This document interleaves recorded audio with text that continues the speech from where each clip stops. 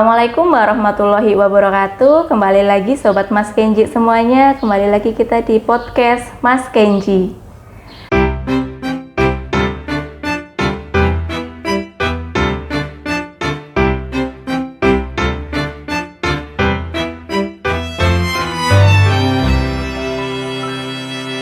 Nah, bersama saya Mbak Cita akan menemani Sobat Mas Kenji semuanya untuk membahas tips kesehatan ataupun informasi kesehatan yang lainnya.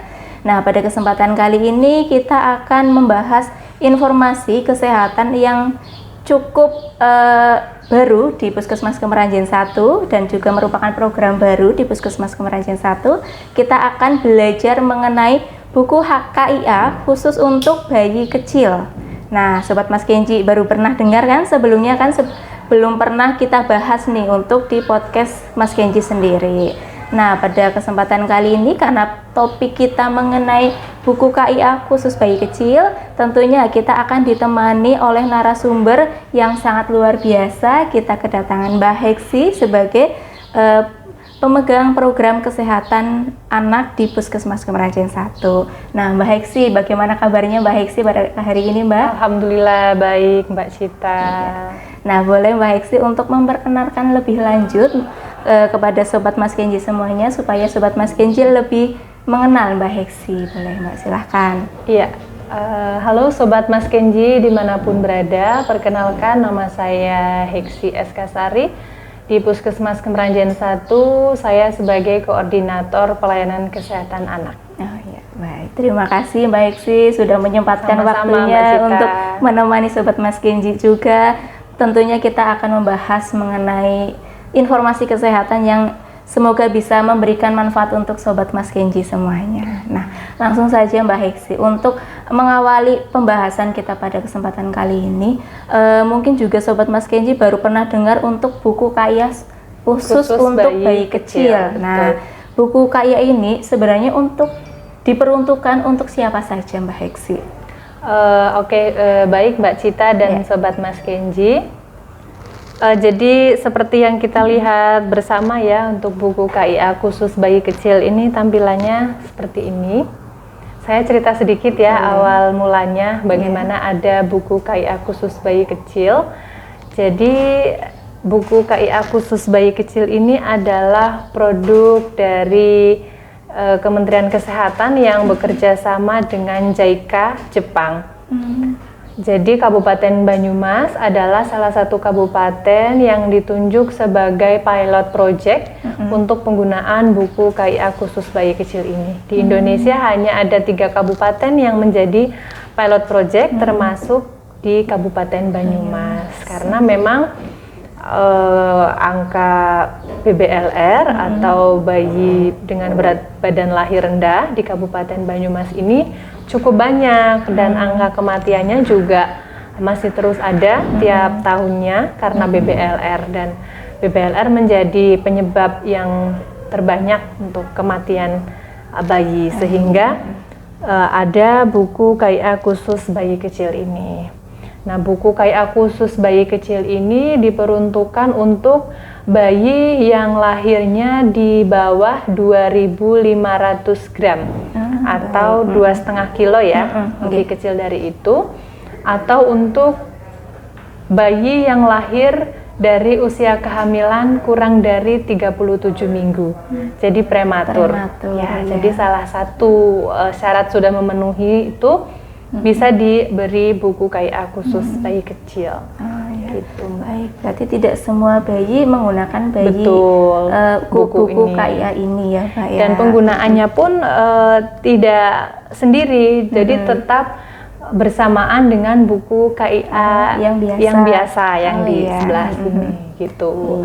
Dan untuk buku KIA khusus bayi kecil ini memang hanya bisa dipakai sampai dengan usia 6 bulan.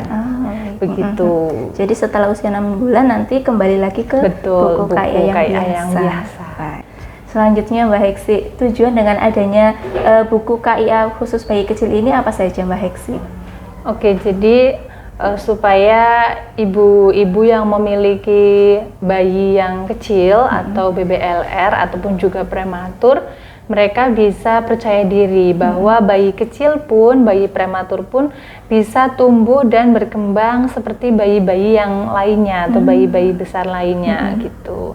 Karena di situ banyak sekali isinya ya Mbak Cita, selain pemantauan pertumbuhan, di situ juga banyak berisi mengenai tips-tips merawat bayi kecil, mulai dari bagaimana cara menjaga kehangatan bayi kecil dengan perawatan metode kanguru, kemudian merawat kulit bayi kecil kan lebih sensitif ya daripada bayi-bayi yang normal atau secara umum lainnya. Kemudian cara memandikan, banyak sekali tips-tips di dalamnya gitu. Jadi harapannya bayi kecil itu juga bisa sehat seperti bayi-bayi yang lainnya dan tidak terjadi kematian bayi akibat BBLR tentunya.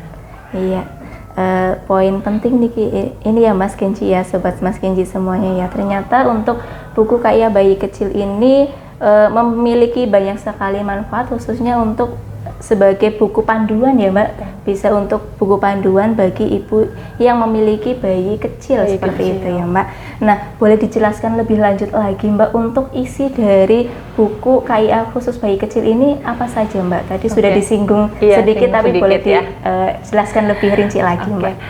Baik, jadi buku KIA khusus bayi kecil ini memang lebih sering diberikan di rumah sakit ya Mbak Cita ya, karena kan kalau bayi-bayi kecil pasti kita kalau sudah tahu memang dari awal bayi itu prematur atau bayinya kecil, pasti kita rujuk ke rumah sakit dan lahirnya di rumah sakit.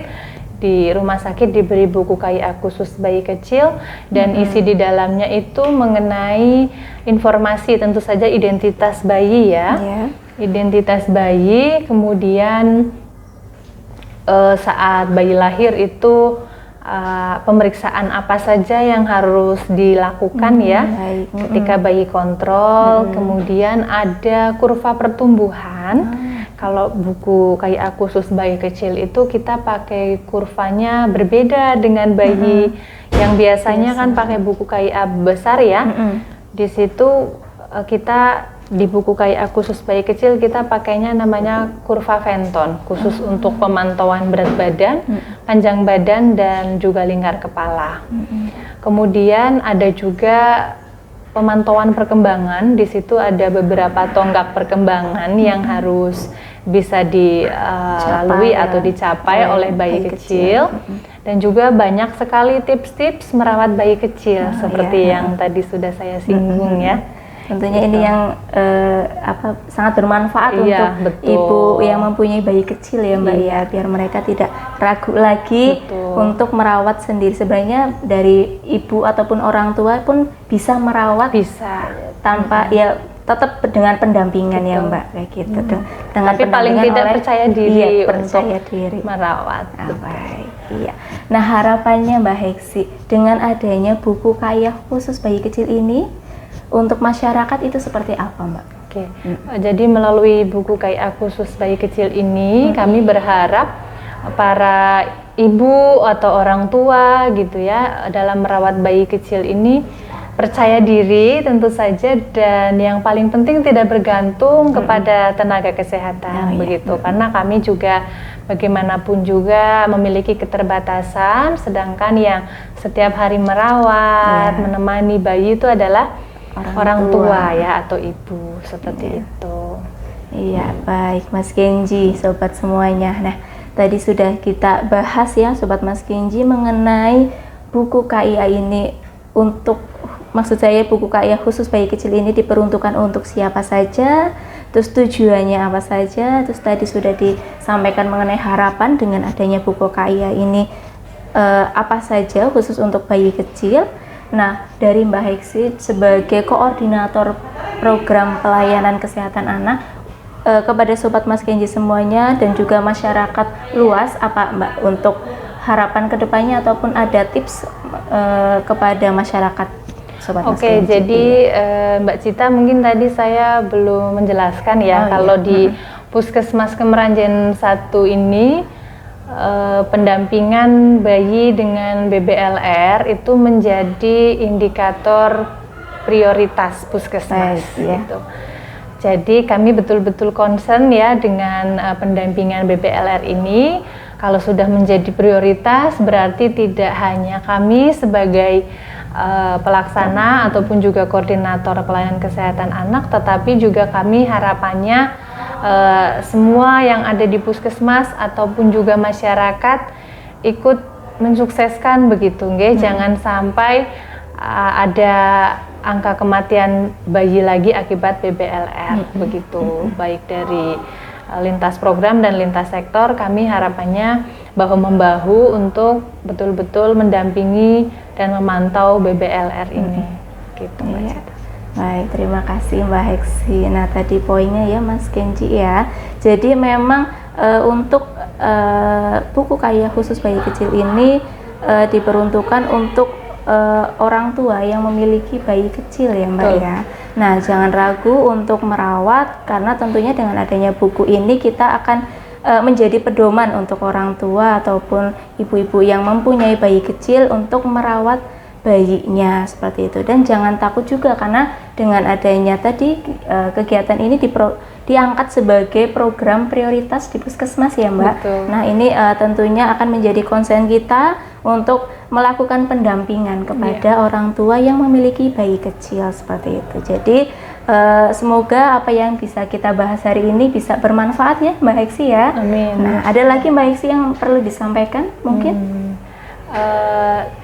Saya juga pesan apabila mungkin ada orang tua dari Sobat Mas Kenji di rumah semuanya yang memiliki bayi kecil, jangan takut untuk merawat, karena kita sudah ada panduannya di situ, berisi lengkap sekali edukasinya, termasuk edukasi tanda bahaya juga begitu ya.